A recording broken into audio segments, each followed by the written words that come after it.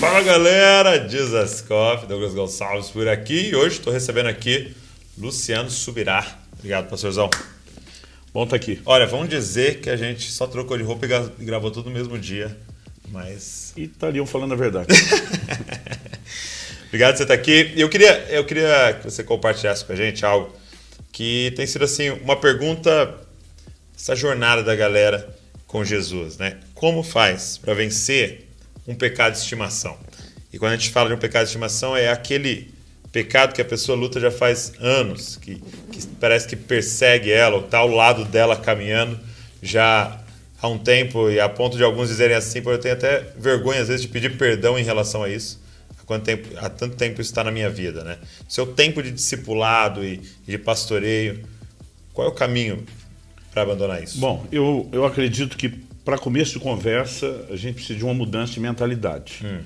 Alguns, às vezes, eles creem na inevitabilidade do pecado. Tipo assim, cara, não vou dar conta, não vou conseguir mesmo, aí eu tenho que ficar pedindo perdão. É o famoso a carne é fraca? É, a carne é fraca, que é uma declaração totalmente fora do contexto quando eles aplicam a isso. Porque assim, a carne é fraca.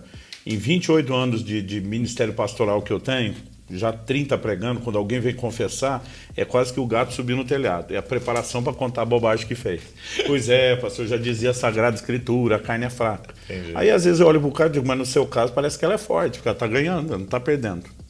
Quando Jesus fala a carne é fraca, ele chama os discípulos para orar no Getsemane, eles não conseguem orar, eles dormem. Aí Jesus diz, vigiai e orai para que não entreis em tentação. Então esse é um ponto, a gente não precisa entrar em tentação.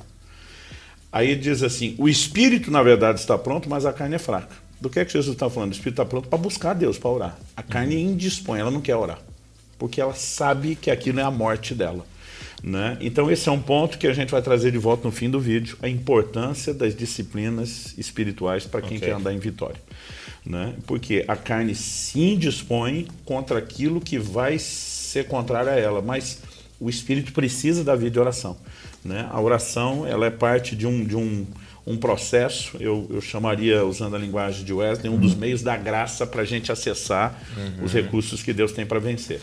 Mas vamos lá, primeiro a mudança de mentalidade, né? A maioria dos crentes, isso eu estou falando em termos de laboratório, aconselhamento pastoral, parece acreditar que o pecado é praticamente invencível.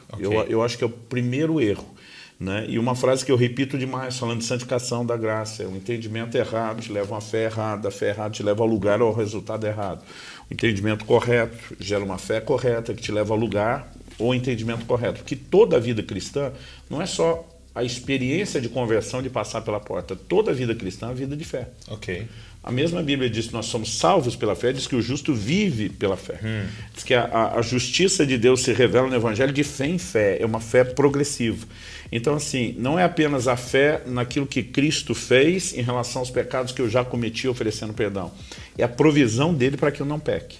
Então, eu acho que parte do problema é não entender aquilo que nos foi disponibilizado. E segundo, entender a aplicação do processo. Então, assim, um novo convertido, ele vai experimentar uma transformação progressiva ao longo do tempo. Né? A transformação não é instantânea e completa. Né? Então, assim, a gente vai ter que lidar com paciência. Tem coisas que eram mais difíceis antes que se tornam mais fáceis de vencer depois.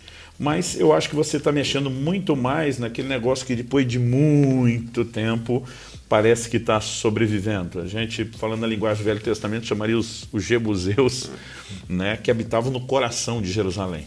Eu, de vez em quando, prego uma mensagem falando de vencer esses inimigos do coração. Eles são resistentes, todos os outros inimigos foram conquistados, parece que eles ainda estão lá.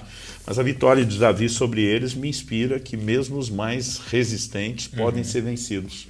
Né? Então, Davi encontrou o caminho das águas.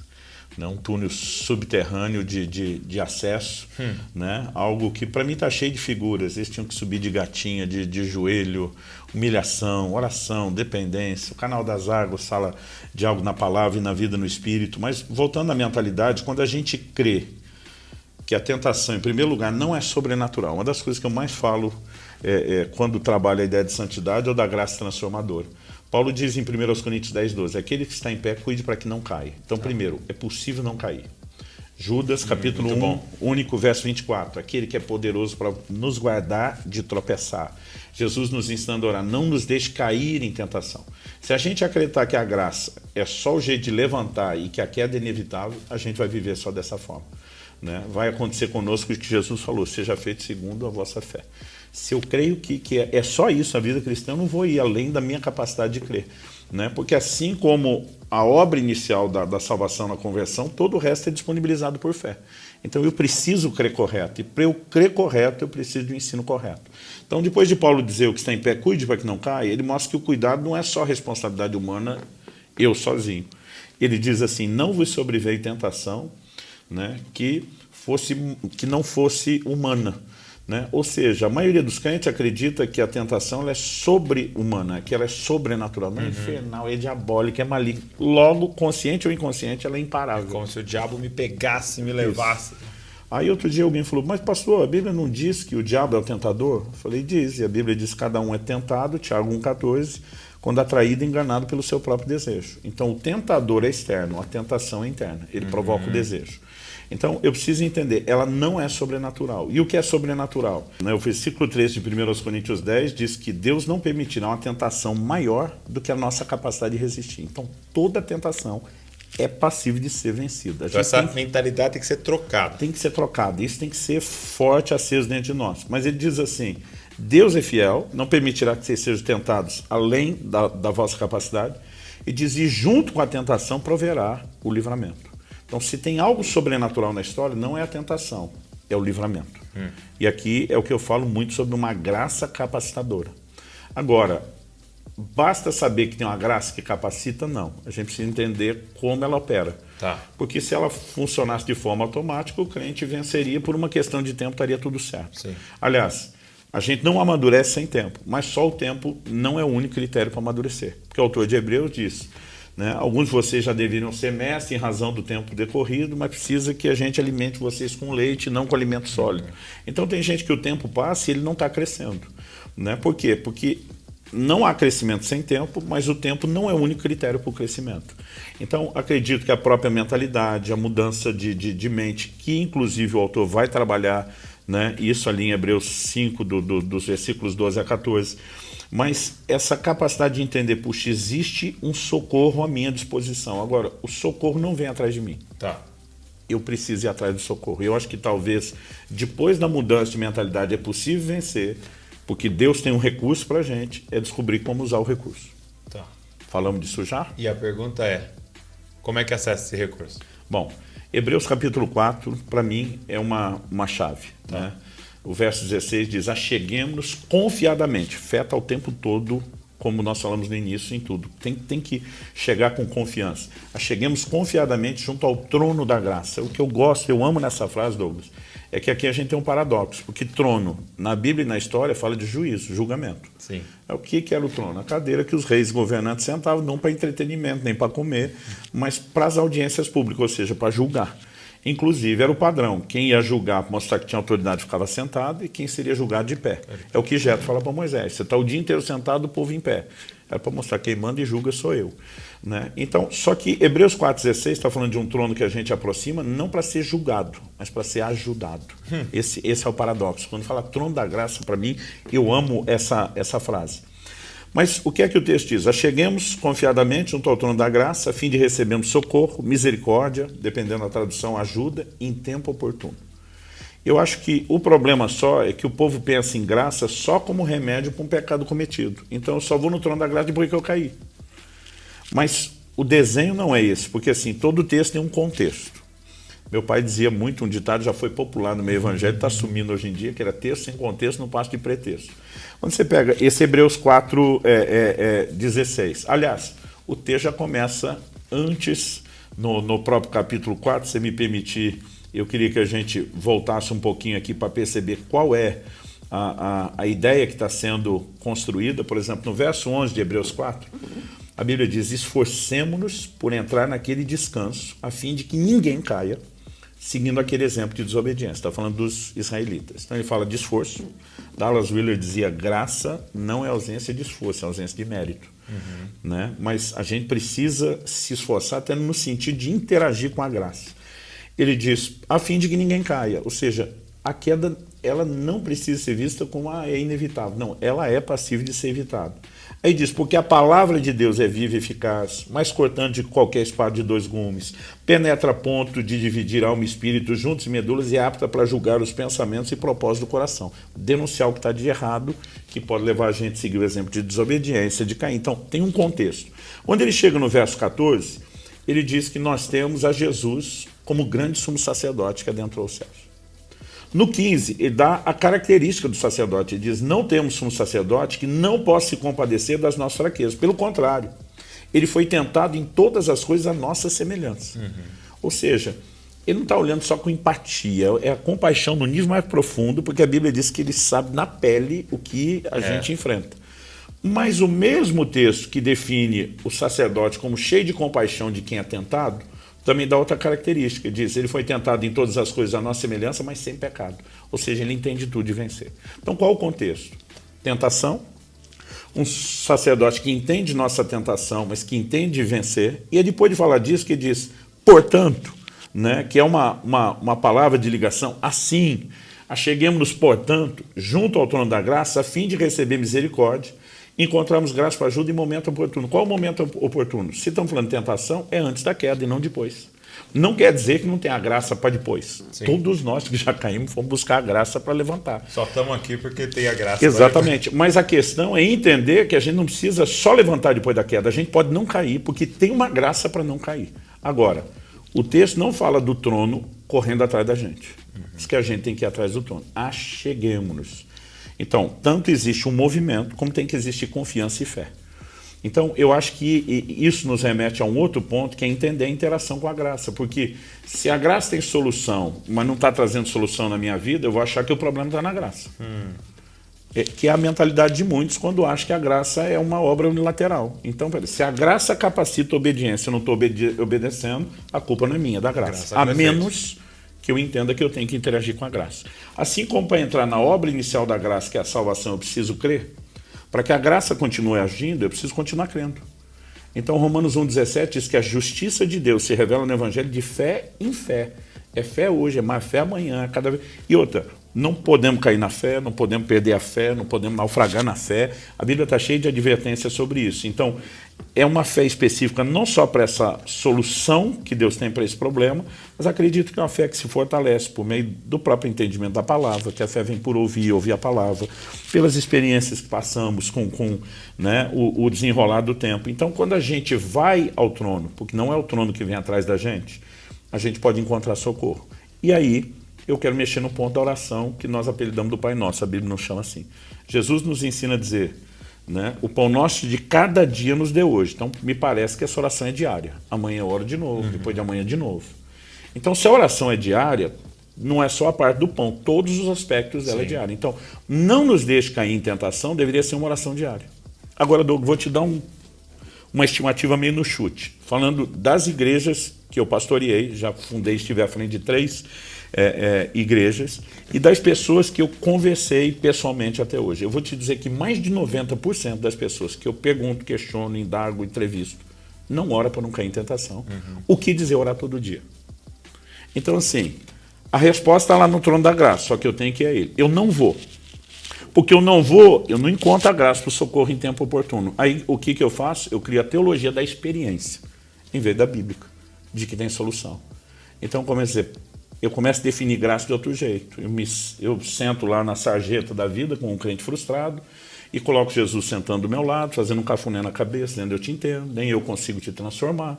Né? Então, a graça virou ele me aceitar do jeito que eu sou. Mas Paulo diz, o Evangelho é o poder de Deus. Né? Aliás, quando a Bíblia fala de um dos perigos e ameaças que a fé ia sofrer no tempo do fim, era perder a essência transformadora. Né? Então, Judas 3, enquanto né, eu refletia a respeito do que escrever para vocês, sentia a necessidade de falar acerca né, da nossa fé, da fé que de uma vez por todas foi dada aos santos, a salvação que nos é comum. No verso seguinte ele diz, estão transformando né? E dizem, perdão, deixa eu explicar o verso 3. Sente a necessidade de exortar-vos a batalhar pela fé que de uma vez foi dada ao santo. Batalhar ali não era nem necessariamente apologética, não era lutar contra ateísmo, né? Ele diz no verso seguinte, estão transformando a graça de Nosso Senhor em libertinagem. Então era defender uma fé que transforma e não que cria desculpa para viver de forma esculhambada no pecado. Sim. Agora, não foi só Judas que falou disso. Por exemplo, o apóstolo Paulo, quando ele escreve em 2 Timóteo, no capítulo 3, ele começa no verso 1, você precisa saber disso, nos últimos dias sobrevirão tempos difíceis. Então, isso era uma previsão profética e bíblica. Agora, vamos pensar no que ficou difícil. Nós temos recursos médicos hoje que eles não tinham. Sim. Nós temos tecnologia que eles não tinham. Wesley, vamos falar do século XVIII, né? Há pouco tempo atrás, o cara viajava em cima de um cavalo. Cara, sábado passado eu estava pregando à noite em Belém. Domingo de manhã eu já estava em Curitiba. Dormindo dentro de um avião, no ar-condicionado. Né? O que ficou difícil? Nossa qualidade de vida só melhora, de alimentação, A definição da Bíblia de tempo difícil não é circunstancial, não é nada do lado de fora, é do lado de dentro. Olha o verso 2 em diante. Pois os seres humanos serão egoístas, avarentos, orgulhosos, arrogantes, blasfemadores, desobedientes aos pais, ingratos, ímpios, sem afeição natural, implacáveis, caluniadores, sem domínio de si, cruéis, inimigos do bem, traidores, atrevidos, convencidos. Depois de toda essa lista, para mim, o que finaliza? Mais amigos dos prazeres do que amigos de Deus. Ele está falando do ímpio? Não. Porque a Bíblia diz que antes da salvação nós éramos inimigos de Deus. Para o cara ser mais amigo do prazer do que amigo de Deus, ele já tem que ter convertido, sair da inimizade e ter aproximado de Deus. Só que agora está distanciando. Porque Tiago escreve que a amizade do mundo é inimizade contra Deus. Então, o cara que já teve amizade com Deus agora está se distanciando. E ele diz no 5, tendo forma de piedade, a aparência, o comportamento, a linguagem, o culto, mas negando o poder dela. Qual o poder da piedade? A transformação. Entendi. Então, os tempos difíceis era um evangelho que ia perder a capacidade de mudar a fibra moral do ser humano. Mas o evangelho diluiu? Lógico que não. O evangelho não perde a sua força, mas a aplicação do evangelho que nós estamos fazendo leva as pessoas a serem cada vez mais carnais, e o problema que eles mascaram tudo isso por trás da piedade. Então, definição de graça hoje em dia está virando complacência para pecar, justificativa para pecar, um Deus que sabe que nem ele me transforma, então ele só me ama do jeito que eu sou. Isso, para mim, é assustador. Né? A gente precisa de uma reforma, porque não existe avivamento sem reforma. Quando você olha na Bíblia e na história, nós precisamos mudar a forma de pensar e entender que é possível vencer pecado, não pelo esforço, pelo poder do Espírito Santo, pela capacitação da graça. Mas se fosse a graça sozinha de forma unilateral, ela que fizesse tudo, ou ela não está fazendo o seu trabalho. Sim. Mas quando a gente entende nossa responsabilidade de interação, Paulo diz a Timóteo, fortifica-te na graça que há em Cristo Jesus. Poxa, é a graça que me fortalece? Ou eu que me fortaleço na graça? Entendeu? Isso mostra a minha responsabilidade. Lógico que a graça ela vai reagir a essa interação, porque ela é um recurso que está à minha disposição. Pedro escreve e diz, crescei na graça. É um imperativo. Ele não está falando que a graça cresce por si e eu só desfruto. Eu decido entrar mais profundo nela. Como eu entro? Da mesma forma que para pegar o benefício inicial da conversão, da salvação, pela fé. A fé inspirada pela palavra, entendendo o que é meu, avançando. Então, acredito que nós precisamos, de fato, de uma mentalidade mudada. Nós precisamos entender daí que tem recurso, como o recurso opera, e entender o que Wesley chamava de meios da graça. E aí nós vamos ter que voltar para as velhas disciplinas espirituais que os santos diferenciados de todas as épocas tinham e que hoje em dia está sendo atacado. Porque assim, hoje em dia, se você ora, se você lê a Bíblia, se você jejua, tem tempo com Deus, você virou religioso e legalista. Você não entendeu a graça, porque a graça não é você fazendo nada. Né? Então, me assusta o ponto onde estamos, para onde estamos caminhando, porque a nossa dedicação tem a ver com mérito. Outro dia um cara falou para mim, eu não entendo sua dedicação, parece que você quer merecer algo. Eu falei, você está maluco? Eu falei, graça é favor e merecido. Como é que eu vou tentar merecer algo? Então, o que você se dedica? Eu apontei para cima e falei, porque ele merece. Sim. Por exemplo, pensa na frase de Filipenses 1:27, vivei de modo digno do Evangelho. Não quer dizer que eu sou digno de ser salvo, mas que depois de ser salvo, eu tenho que dignificar o evangelho que eu recebi através de uma resposta devida. Só que hoje, em nome da graça de não é mérito, nós estamos roubando a dignidade do evangelho com algo que não atrai mais ninguém. Né? Porque a gente só é igual a qualquer outro pecador, com a diferença que nós tivemos o privilégio de ser salvo. Então, a aparência de piedade negando o poder. É possível viver transformação. Agora, você que está me ouvindo, entenda que isso é uma orientação para te ajudar daqui para frente. Sim. E não uma condenação porque não aconteceu até hoje. Né? Então, poxa, eu não entendi a graça. Procure entender, sim, procure usá-la. Né? Não deixe que essa conversa te desanime. Pelo contrário, que ela te encoraje. Muito bom. O recurso está disponível para que você possa vencer esse pecado, andar em santidade e representar o seu Pai. Que as pessoas olhem para você e vejam Ele. Ele disse, né? Para você ser santo como Ele é santo. E eu queria até indicar, né? O livro A Graça Transformadora. E eu gostei muito dessa palavra transformadora, porque aponta exatamente para isso, esse recurso disponível para você andar em santidade. E Douglas, é o lançamento do pastor Luciano. Vamos lembrar a essência do Evangelho. Aliás, eu amo de paixão o nome que você deu aí para o Jesus Copy. Né? Cópia de Jesus. Porque, cara, o que é o cerne do Evangelho?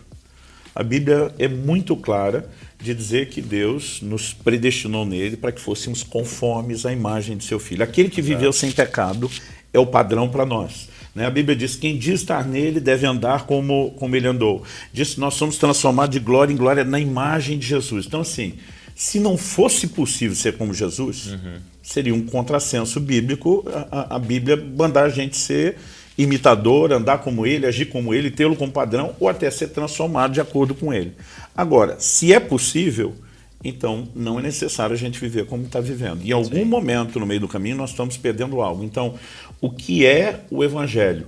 Né? É uma transformação progressiva, de glória em glória, cada vez maior, até que a gente se conforme à plena imagem do Senhor Jesus. Eu percebo que é como o Evangelho para a multidão era.